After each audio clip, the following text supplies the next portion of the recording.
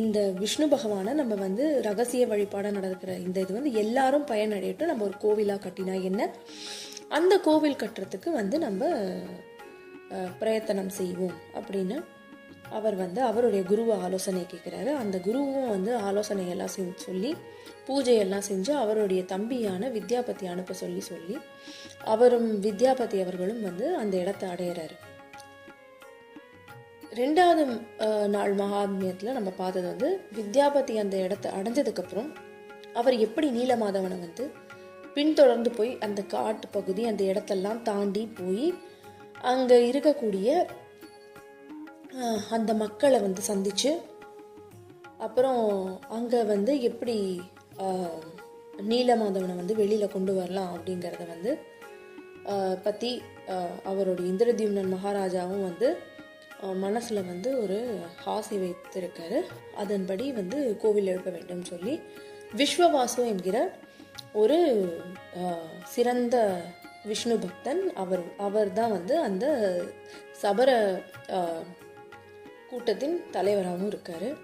அவர்கிட்டயே வந்து பேசி கேட்கவும் அவருக்குமே வந்து இவர்கிட்ட பேசணும்னு ஆசைப்பட்டு இவருமே வந்து எதுக்காக வந்திருக்காங்க ஏன் வந்திருக்காங்கன்னு தெரிஞ்சுக்கிட்டு அவருமே வந்து மனசில் நினச்சிக்கிறாரு. இப்போ வந்து இது சரியான சமயம், பகவானே தன்னை வந்து ஒரு சமயமாக வந்து வெளிக்கொண்டு வர வேண்டிய சமயம் வரும், அப்போ இந்த மாதிரியான சில விஷயங்கள் நடக்கும் அப்படின்னு சொன்னது அவருக்கு நினைவு வரும்.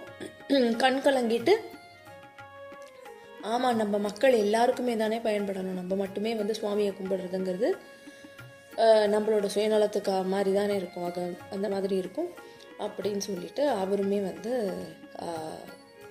இவருக்கு உதவி செஞ்சு இவருக்கு அந்த இடத்த கொண்டு போய் காமிக்கிறாரு. இவங்க செய்யக்கூடிய பூஜைகள் எல்லாத்தையுமே வந்து காமிக்கிறாரு. இவருமே அவந்தி தேசத்துக்கு கிளம்புறாரு ரொம்ப சந்தோஷமாக.